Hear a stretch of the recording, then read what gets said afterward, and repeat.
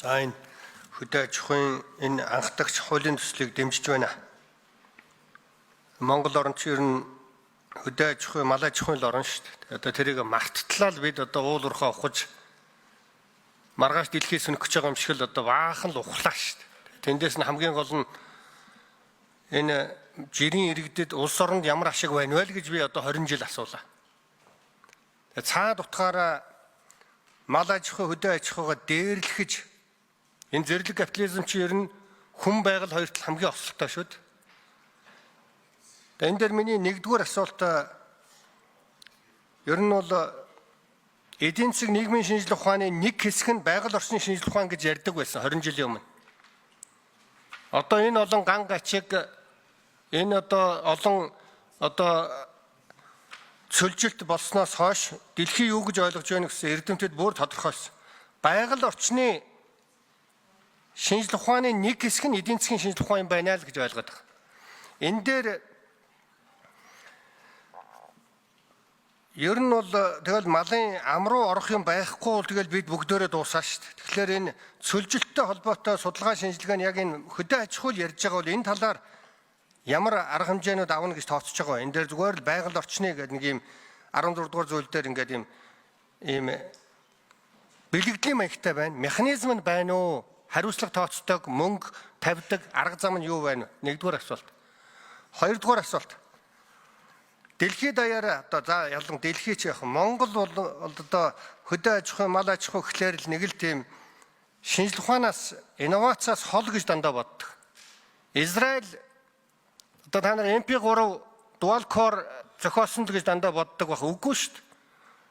Irrigation гэж урсалтын систем хөдөө аж ахуй, мал аж ахуйда инновац оруулснараа л тэдний эдийн засаг хөгжсөн. Тэрэн шиг энэ дээр нэг тийм тунгагийн чанартай нэг юм судалгаа шинжилгээ одоо юм байна гэсгээл хайцсан байна. Энэ дээр яаж мөнгө тавих уу? Яаж одоо хариуцлага тооцох уу? Энэ дээр олон дарга нарын тухай бүтцүүд их байна л да. Миний 3 дахь асуулт. Яаж хяналт тавих уу, хариуцлага тооцох уу? Дарга улс болчлаа шүү дээ. Хариуцлага тооцдог, хяналт тавьдаг механизмууд нь ангадагч малгай хууль дотроо байхгүй бол одоо энэ хөдөө аж ахуй дээр баахан төсөл энэ 20-30 жил хэрэгжлээ. Тэгээд улс төрчдийн гараар л тэгэл дуусж байгаа шүү дээ. Араас нь яг нөгөө үр шимийн хүртдэг хөдөө аж ахуй, мал аж ахуйн салбарын эрдэмтэн мэрэгдийн дуу хоолой таг 0. Эрдэмтдийн дуу хоолой гараад тэрийг тойрж улс төрчид ярьдаг механизм энэ дотор байгаа юу? Тэгэхгүй тэгэл гишүүн болоо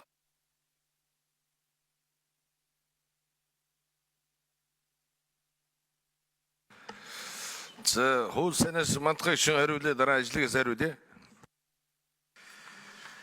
За Ганбаатар гишүүний хэлж байгаа ер нь бол яг хуу зарчимтай бол би бас санал нэгдэж байгаа. Тэгээд хуулийг одоо бас ажлын хэсэг байгуулагдаад бас дахиад одоо өргөн хүрээнд хилцүүлэг хийгдээд явхад илүү одоо бас орхитуулсан хариуцлагын тогтолцоог нэмэх юм дээр одоо бас санал одоо наривчж боловсруулад оруулах одоо бүрэн боломжтой гэж бас хэлье. Бид нар бол одоо яг ер нь бол энэ хөдөө аж ахуйн тухай хуулийн нэг чухал зүйл бол бидний нэг одоо нэг орхигдуулаад байгаа нэг асуудал нь бид нар ингээд урт хугацааны хөгжлийн одоо бодлого алсын хараа 2050 за тэгээд одоо дунд хугацааны одоо энэ хөгжлийн бодлого төлөлтийн тухай хууль гэдээ бас байгаа, удирдлагын тухай хууль гэдэг. Тэгээ энэ байгаад одоо бодлогын баримт бичгүүд дээр тавьсан заалт өөрөө яг бодтой одоо хуульчлагдаж хэрэгжихгүй явж ирсэн нэг ийм алдаатай ийм тогтолцоо байгаад байна.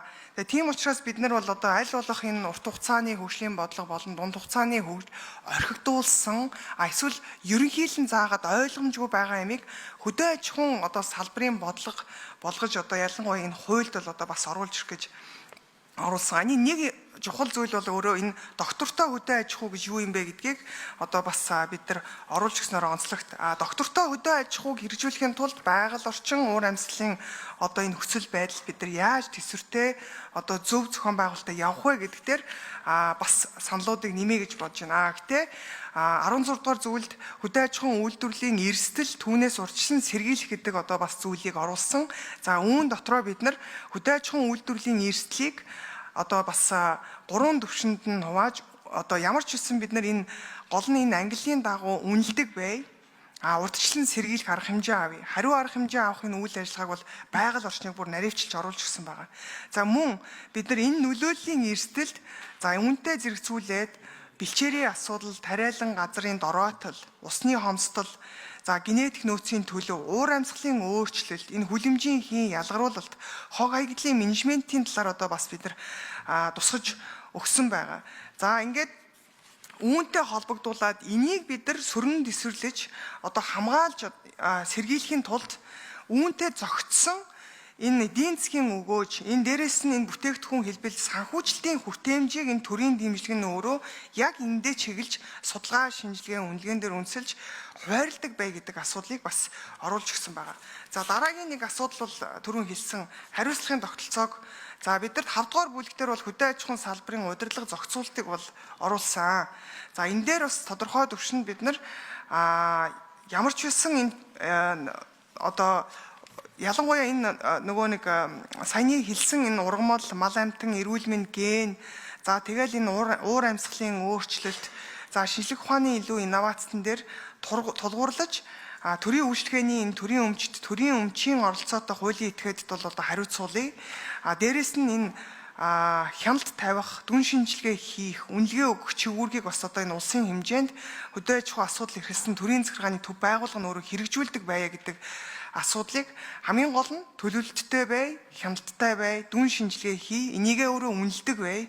Энийг нь өөрөө хариуцж байгаа төрийн захиргааны төв байгууллага нь өөрөө хэрэгжүүлдэг байх механизмыг бол одоо энэ хуулиараа зохицуулж өгсөн байгаа. Би өөр орхитуулсан асуудал байх юм бол бас манай салбарын экспертүүд бас нэмээд хэлээрэй. За 6 номер Баки академич, дараа нь 5 номер Бацаргоо хариулах юм байна. За баярлалаа. Энэ хуулийн төслийн 18-ын 7-д бол хөдөө аж ахуйн үйлдвэрлэлийн мөнгөн ба мөнгөн бус дэмжлэгийн нийт хэмжээ, бүтээмж, эдийн засаг, нийгэм, байгаль орчны нөлөөлөл өгөөжийг жил бүр тооцож, үрдэн суурилсан төсөв, бодлогын арга хэмжээг төлөвлөх, дэмжлэгийг уламжлалтаа тогтоож хуваарлахад ашиглана гэж механизмын заасан байгаа. Өөрөөр хэлбэл одоо бол үндсэндээ яг тоон үзүүлэлтийг дэмжсэн дэмжлэг даван байлж байгаа. Одоо бол жил болгоно үрдөнгөө тооцож байгаль орчинтой холбоотой, өрөөгөөжтэй холбоотой, чанартай холбоотой энэ одоо шалгуур үзүүлэлтээр үндсэндээ дүгнэнэ л гэсэн үг. За дээр нь 18-ын 10 дээр үндэсний баялагын сангаас хөдөөгийн хөгжил, хөдөө аж ахуйн доктортой үйлдвэрлэл, бүтээмж экспортыг нэмэгдүүлэх 6 номер хүсэж хариулъя. 6 номер доктортой хөсвөрийг үрдүүлж, энэ хуулийн 18-ын 3-аас 18-ын 6 заасан дэмжлэгийг үзүүлнэ гэж. Тэгэхээр энэ баялагын сантай бас зөв хэмжээгээр холбосон ийм өгүүлбэр орцсон байна. 5 номер Бацар доктор хариулъя. За баярлалаа. Ганбаатар гишүүний дээр асуусан асуулт бол одоо маш их чухал асуулт юм аа. Ер нь бол энэ хуулийн гол одоо үзэл санаа зохицуулах одоо хэм хэмжээ нь бол яг энэ гаргасан шийдвэрийг хэрэгжилтийг хангуулдаг болох асуудал хэрэгтэй байна. Одоо бол ингээ хөдөө аж ахуйн яам засгийн газрын төвшөнд яг бодлого тодорхойлцдог. Яг газар дараа нөгөө бодлого нь ерөөсөө ингээд уялдаж хэрэгжиж өгдөггүй. Тийм учраас энэ хуулийн 12-ын 6-ад нэлээд тодорхой заасан байгаа. 12-ын 5-д бас тодорхой заасан байгаа. Тэр орон нутгийн засаг дарга хөдөө аж ахуйн одоо салбарын бодлогынхон одоо нөгөө хөтөлбөрийг хэрэгжүүлэх асуудлыг бол орон нутгийн засаг дарга одоо тэр аймгийн засаг дарга, сумын засаг дарга хариуцсан. Тэр хүн гэрээнийхэн одоо үр дүнг хөдөө аж ахуйн сайдад тайлгнадаг байхаар ингэж зохицуулж өгж байгаа. За хөдөө аж ахуйн яам бол энэ хяналт шинжилгээ үнэлгээгээр энэ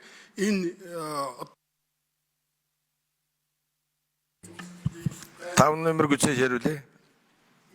Хөтөлцөөр оруулж өгч байгаа. Ингэснээр бол энэ үндэсний хэмжээнд, улсын хэмжээнд бүх одоо бодлого бол одоо хэрэгжих, тэрний хариуцлага тооцох энэ механизмуудыг оруулж өгч байгаа. За тэгээ эцэст нь бол энэ хуулийн санкцтаар бол хэрвээ энэ хуулийг хэрэгжүүлээгүй одоо зөрчил гаргасан байх юм бол тэр нэг албан тушаалын хариуцлага тооцдог.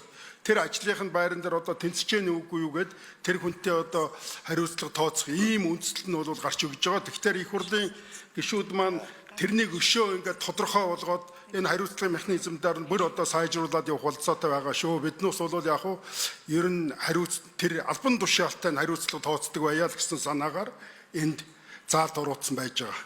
Баярлалаа.